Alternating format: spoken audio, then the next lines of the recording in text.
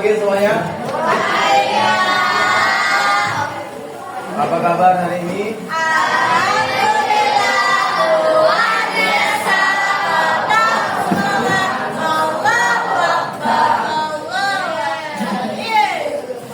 Maksudnya coba dilipat banget.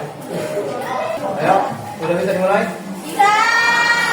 Oke, baik. Semuanya sudah siap belajar? Ya. Seperti biasa, sebelum mulai belajar, santai tapi serius. Kemudian lihat sampah di bawah laci atau di bawah mesinnya dulu. Sampah ada. Ini belakang loh, yang di meja sekalian. Waduh. Bapak lagi apa jadi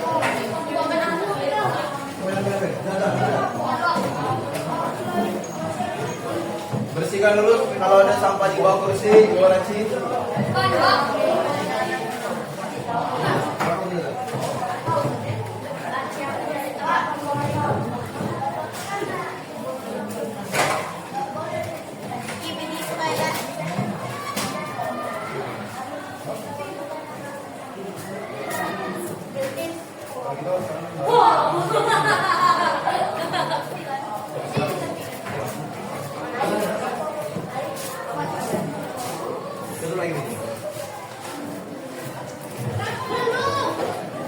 Ayo dibuang dulu sampahnya, kayak cakep. Nah. Dulu dah. Buang.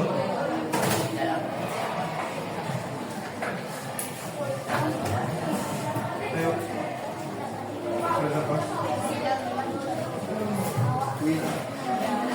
India.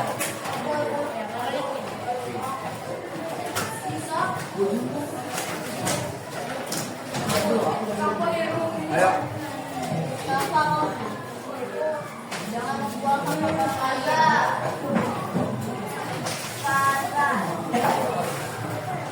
Yang mana ya? Dibuang.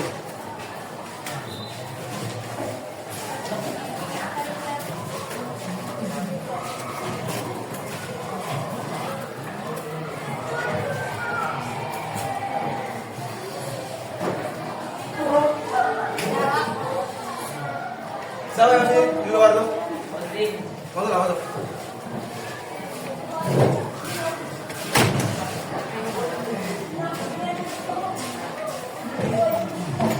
Udah semua sampahnya?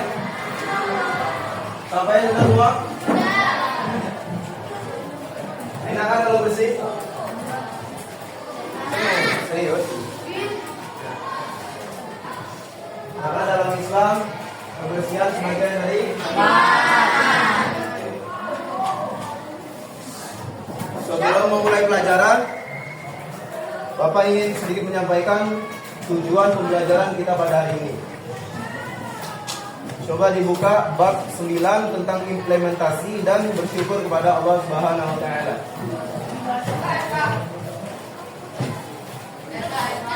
Ya, guys. Bab 9. Bab 9. 9. Buka bab 9 yang udah ada LKS bab 9. Tentang implementasi. Implementasi itu penerapan.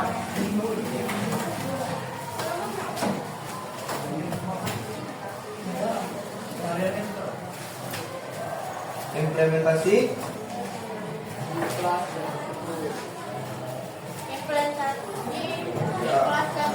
kepada Allah Subhanahu wa taala. Ini Bapak ingin menyampaikan tujuan pembelajaran dari bab 9 ini, yaitu yang pertama, mengamalkan perilaku ikhlas dan bersyukur dalam kehidupan sehari-hari dengan benar.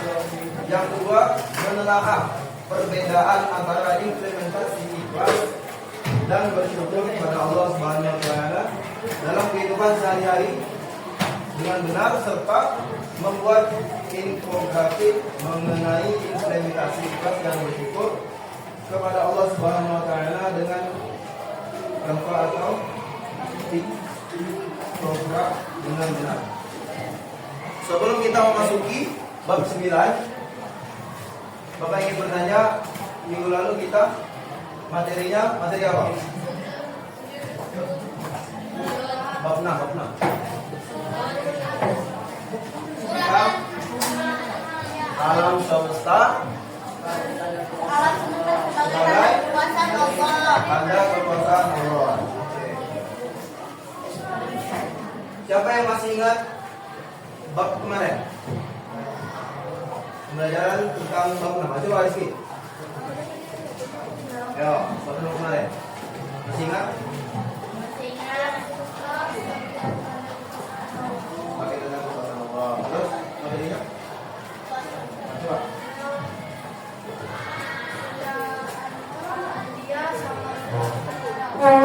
Itu tentang apa? Surah Al-Anbiya tentang apa? Tentang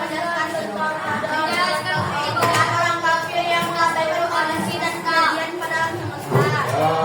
Terus yang kedua, surah Arab menjelaskan bahwa Allah Subhanahu wa taala menciptakan alam semesta dalam 6 masa.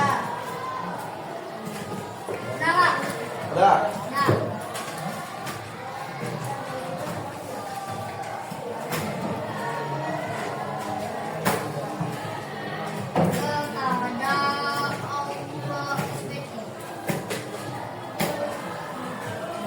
Oke.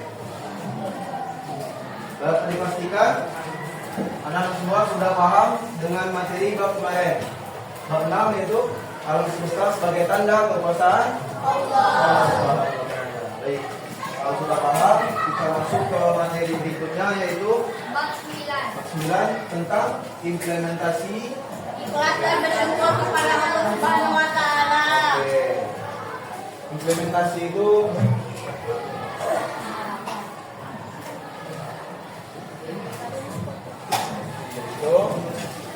penerapan.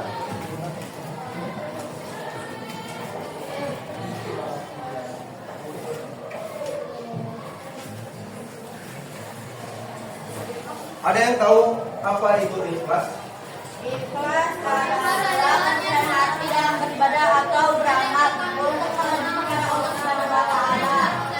Ikhlas maknanya hanya itu melakukan segala sesuatu dengan disertai niat untuk mendekatkan diri kepada Allah dari segala bentuk kepentingan selain Allah untuk belajar.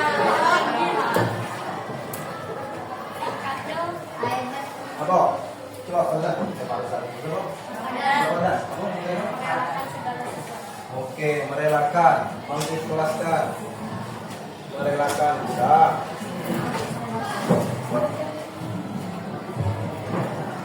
Merelakan segala sesuatu.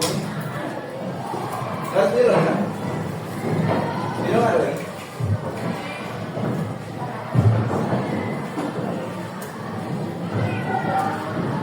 Ada yang hafal dalil tentang ikhlas? Gimana?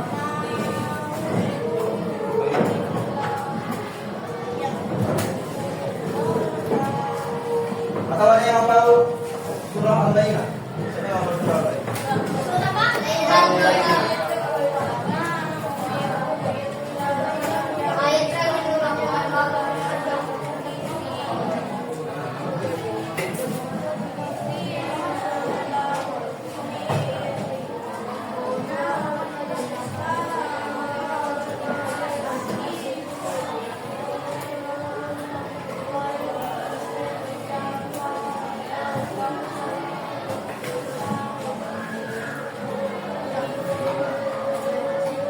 Baik.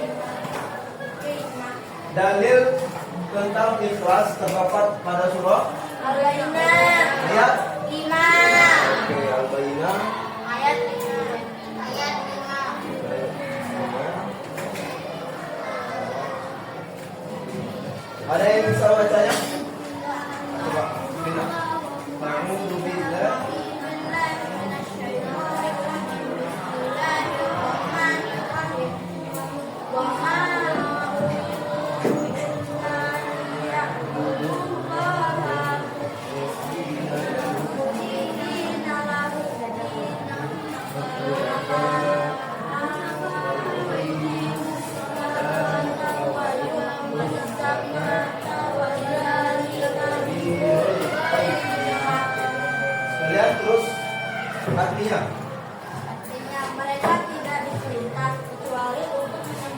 Allah dengan mengikhlaskan ketaatan kepadanya dan hadir tanda kutip koma melaksanakan sholat dan menunaikan zakat itulah agama yang lurus tanda kutip benar.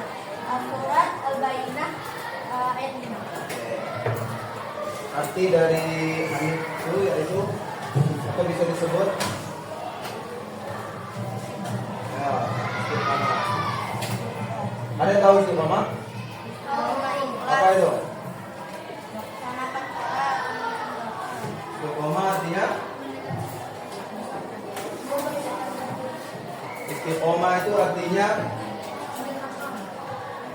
konsisten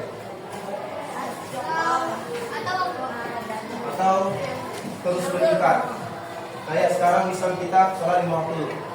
Nah, tapi belum seutuhnya 5 waktu. Masih maghrib aja. Kadang tinggal pulang ya. Pokoknya saya berniat untuk bisa insya juga. Maghrib insya. Maghrib insya nggak tinggal tuh. Naik lagi. Saya ingin berniat untuk bisa sholat zuhur juga. Zuhur berjamaah, sholat zuhur. Sudah terbiasa zuhur, maghrib isya, naik lagi subuh masih berat asar kan? Naik lagi ke asar. Nah itu yang dinamakan konsisten, terus menerus. Atau bisa dibilang istiqomah. Paham di sini? Kemudian ada yang mengetahui apa itu ciri-ciri Orang yang ikhlas orang yang ikhlas? itu terjaga dari segala sesuatu yang diharapkan amat pandangannya. Dua, biasa berangkat dari Allah Subhanahu wa Ta'ala. Terjaga dari segala sesuatu yang diharamkan Allah Subhanahu wa Ta'ala. Terus kemudian Senantiasa beramal di jalan Allah Subhanahu wa Ta'ala. mana itu melakukan ibadah-ibadah yang disenangi oleh Allah Subhanahu wa Ta'ala. Baik, kemudian manfaat beramal secara ikhlas. Membuat hidup menjadi tenang dan tentram. Amal ibadahnya akan diterima oleh Allah Subhanahu wa Ta'ala. Dibukanya pintu ampunan dihapuskan dosanya serta dijauhkan dari api neraka. Diangkat derajat dan martabatnya Allah Subhanahu wa Ta'ala.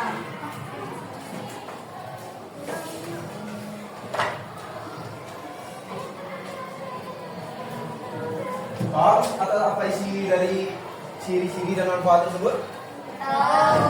Membuat hidup lebih tenang dan tentram ketika kita melakukan sesuatu dengan ikhlas. Karena kenapa?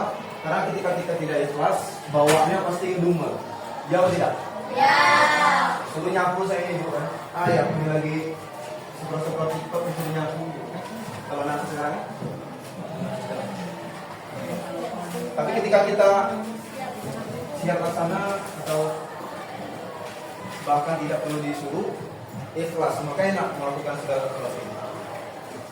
Dan pesan bapak juga kepada anak-anak, jangan pernah bilang pada ibu ataupun bapak di rumah orang tua.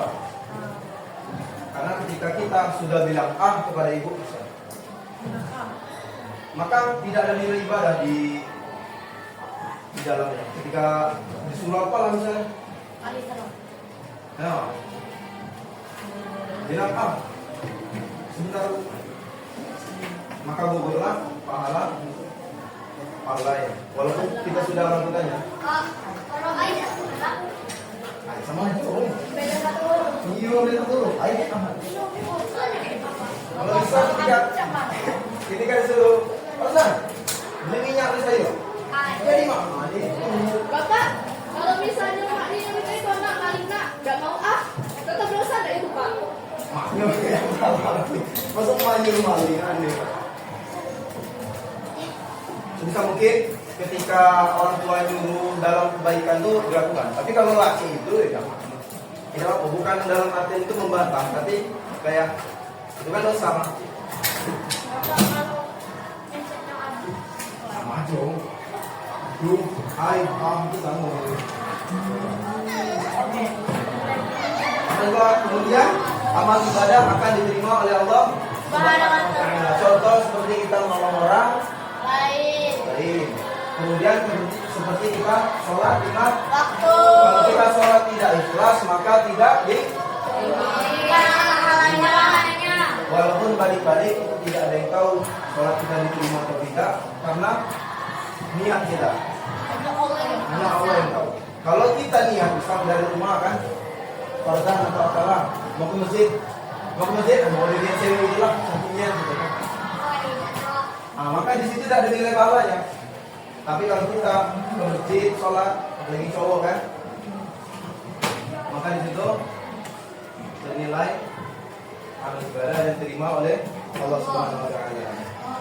Dibukanya pintu ampunan, dihapusnya dosa serta dijauhkan dari api neraka. Kemudian diangkat derajat dan martabatnya oleh Allah Subhanahu wa taala. Untuk yang laki-laki khususnya yang sholat-sholat di masjid itu kan sangat dianjurkan. Ini jangan salah-salah ngaji tapi bahkan zaman dulu itu orang yang tidak sholat di masjid rumahnya apa? Saking pentingnya sholat di kamar dulu sholat di masjid. Wajib bagi laki-laki tanpa uzur tapi kalau dia memang sakit tidak bisa berdiri dia mungkin di bawah orang kan? Ya, selagi dia masih bisa. Sebenarnya kita tadi ini ada pembahasan kita menarik syukur tadi nanti. Sama orang-orang yang maaf yang bisa nikah tapi tetap sholat di masjid. Apa tidak tersentuh kan?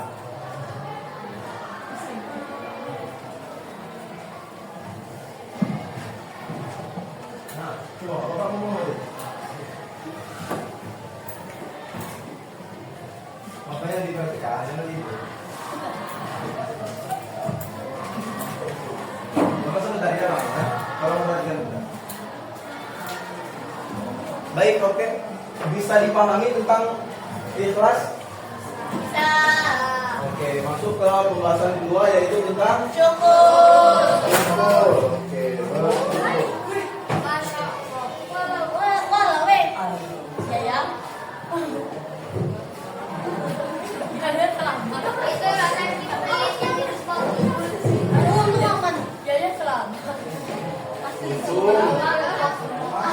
Kenal?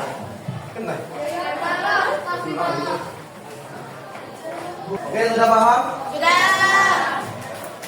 Selanjutnya kita masuk ke Syukur. syukur. Baik.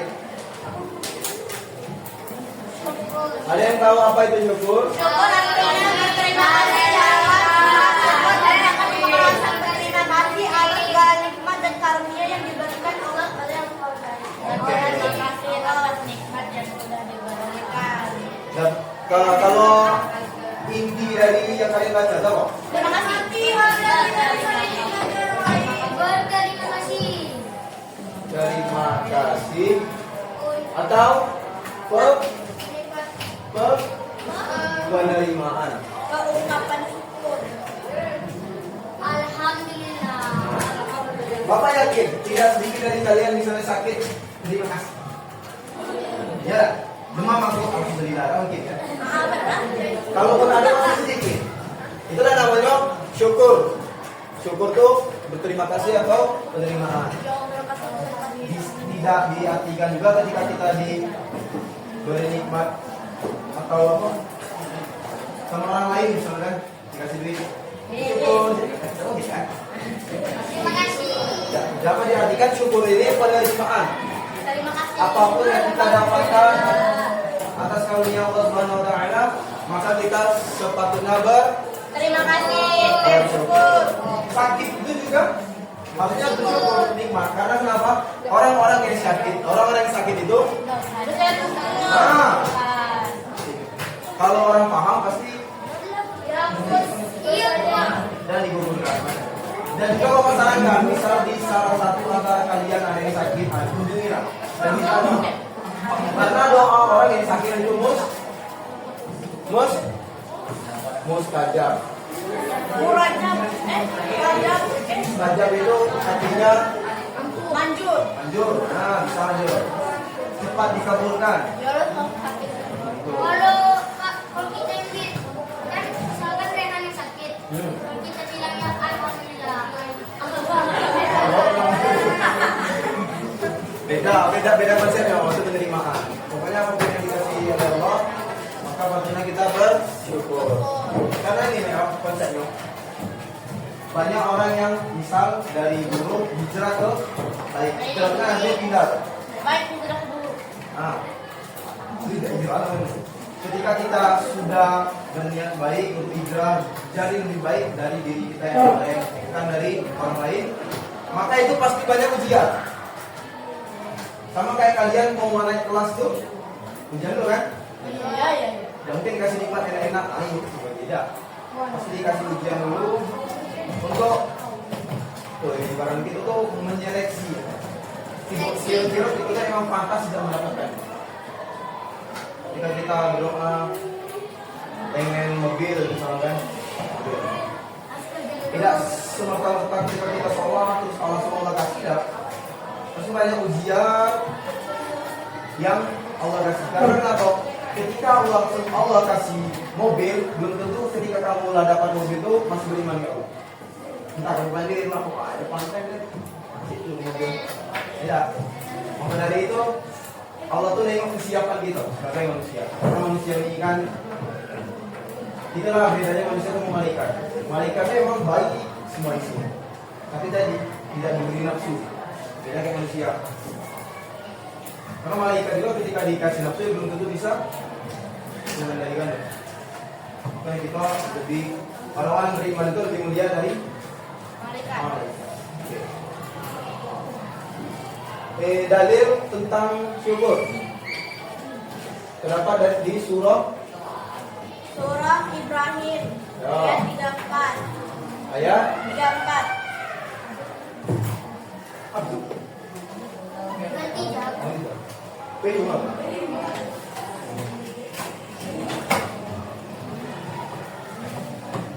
Itu nanti Pak. Ya. Di surah Ibrahim ayat 34. Ibrahim ayat 4. Ayat 34. Berarti 4.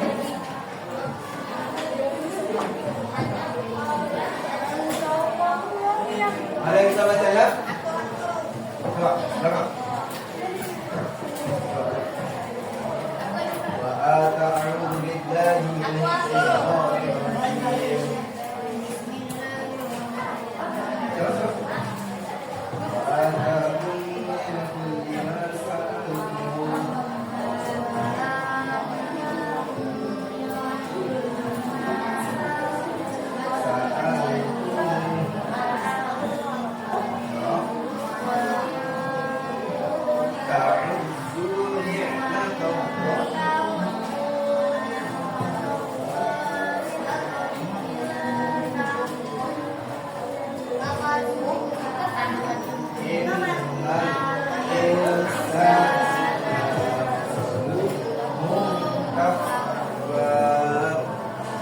Baca artinya. Dia telah menganugerahkan kepadamu segala apa yang kamu mohonkan kepadanya. Jika kamu niscaya kamu akan mampu mengguna. Sesungguhnya manusia itu benar-benar sangat sakit dan telah sangat sakit. Ibrahim Quran surat Ibrahim ayat 34. Mengenai nikmat, dalam sebuah hadis Nabi Shallallahu Alaihi Wasallam disebutkan bahwa nikmat itu nikmat dunia ya. Ketika kita terlautan, terus kita celupkan tangan kita, terus kita cabut. Kan ada tetesan kan? Nah, tetesan dunia itu cuma segitu. Tetesan. Apa nikmat dunia itu hanya sebatas tetesan itu. Tetesan air yang kita lakukan di lautan. Maka nikmat Allah itu lebih besar dari lautan itu. Bahkan belum seberapa. Nanti kalau kalian tambah dewasa, belajar lah ini tasawuf. Tasawuf itu lebih ke iman Allah, Allah itu pun. Itu nanti kalau sekarang takutnya nanti kalian banyak salah paham. Orang-orang yang terlalu mendalam Islam atau bisa jadi otodidak pun sendiri.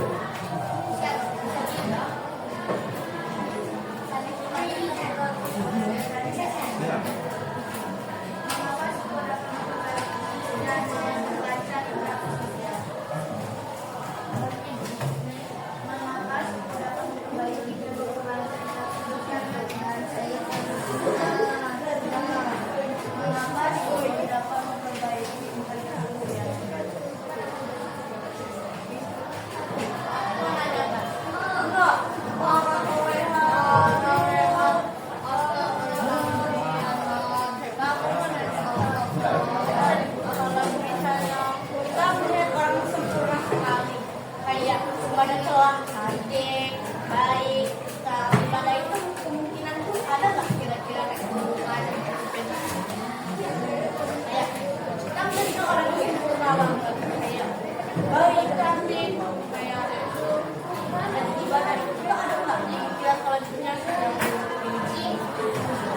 Manusia itu pasti ada baik buruknya.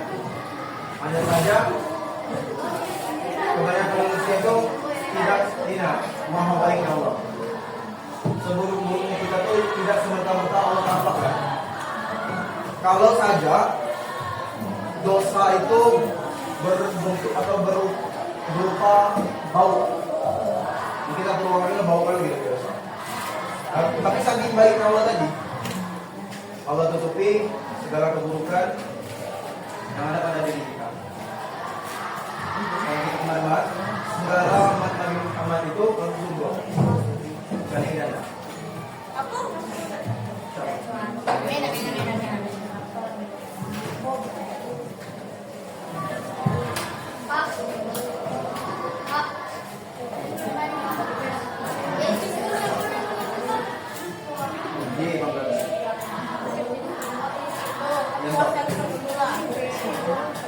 Yesus itu nama aslinya Yudas Iskariot. Nabi Israel asli itu diangkat ke Allah. Wah, diturunkan lagi ketika zaman Dajjal. Memang ditugaskan untuk membunuh Dajjal. Aku mau nanya, kan bisa berulang bisa Nah, Kristen yang kami bapak. Bapak itu yang tadi kalau Yesus kan Tuhannya kan, itu kenapa mereka bilang kalau Yesus itu Tuhannya Allah? Kok mereka mengimani Yesus Tuhan Allah? karena kita selain Tuhan sebenarnya sudah dirubah semua. Tidak sebelumnya yang sebelumnya jadi kita Allah. Kalau Tuhan itu satu. Karena Mereka mau mengimani Yesus, padahal di kitab mereka itu sudah jelas kalau Tuhan itu Allah. Kenapa mereka tuh masih mau mengimani Yesus? Penjelasan logiknya gimana?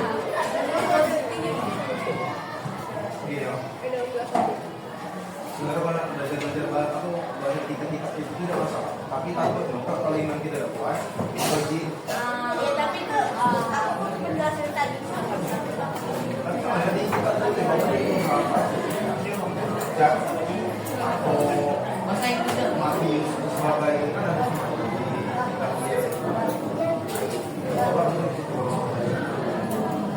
itu sekarang jadi ngurusin yang lain. Lebih baik itu baca Quran, terus berarti terjemahannya apa makna dari setiap ayat itu amalkan. Oke.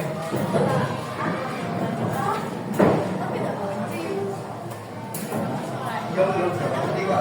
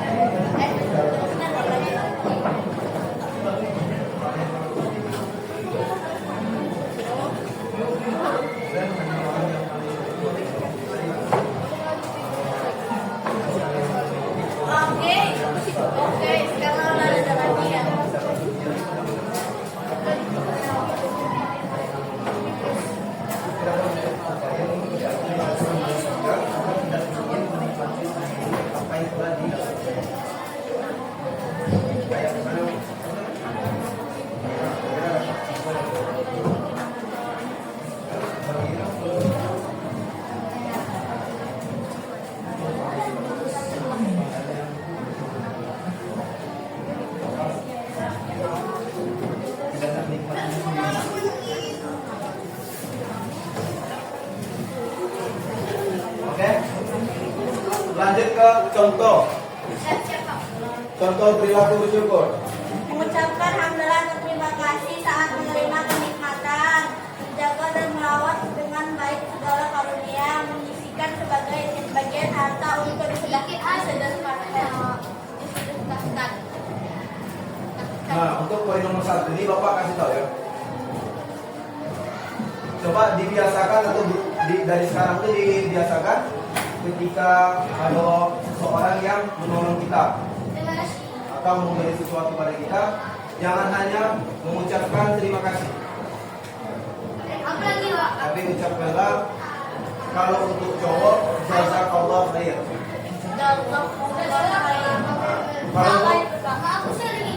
Nah, bagus tuh.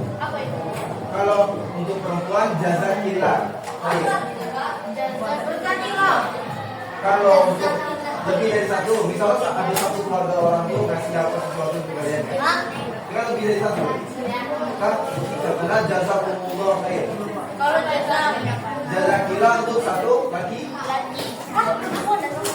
jazakallah untuk satu. laki-laki, Kalau jazakillah untuk satu, kalau lebih dari satu orang jazak. jaza habibi. Oh, itu artinya semoga Allah membalas kebaikanmu. Karena kalau sekedar terima kasih sudah sampai situ aja. Tapi ketika kita berucap kan, Dapat pahala. alhamdulillah kan, terima kasih, terus baru jazakallah khair, semoga Allah membalas kebaikanmu. Kenapa? Kita tidak ada yang tahu balasan apa yang Allah kasih. Entah itu berupa nikmat sehat, entah rezekinya lebih lancar, atau urusannya dipermudah dan lain-lain. Oke? Ingat tadi yang pertama kalau untuk laki-laki Jazakallah khair. untuk perempuan Jazakillah. lebih dari satu orang. Jazakallah khair. Ketika kawan kalian nanya apa yang mengertinya, semoga Allah membalas kebaikanmu. Oke, paham?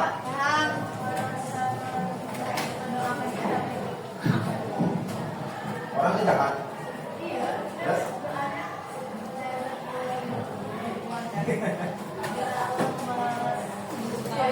Jangan.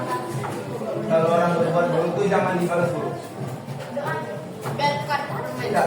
Kalau ini ini konsepnya. Kalau ada orang berbuat buruk ke kita, balas lagi kebaikan. Percaya lagi Bapak pasti malu. Malu selalu malu. Kak, kamu misalnya dibilang, misalnya difitnah atau apa sebagainya kan? Jangan kalau anak-anak sekarang tuh mati tuh mati tuh sebagainya, jadi jangan. Tapi dia buka, biar ada apa? Apa yang di situ benar tuh.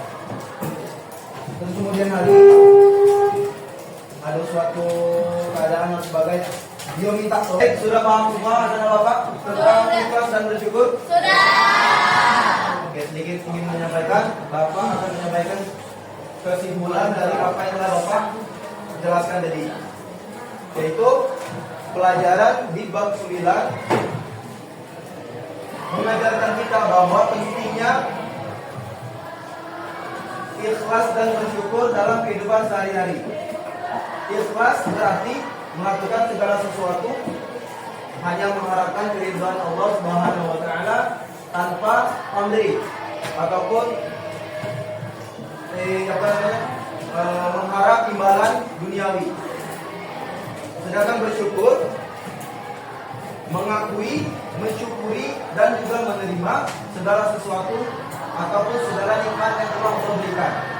Nah, dengan mengamalkan kedua amalan tersebut, kita akan merasakan ketenangan hati dan juga semakin dekat oleh Allah Subhanahu wa taala. Baik, mungkin hanya itu yang dapat Bapak sampaikan. Lebih dan kurang Bapak mohon maaf. Terima kasih atas segala perhatian yang Bapak cukup. Kita lanjutkan minggu depan lagi.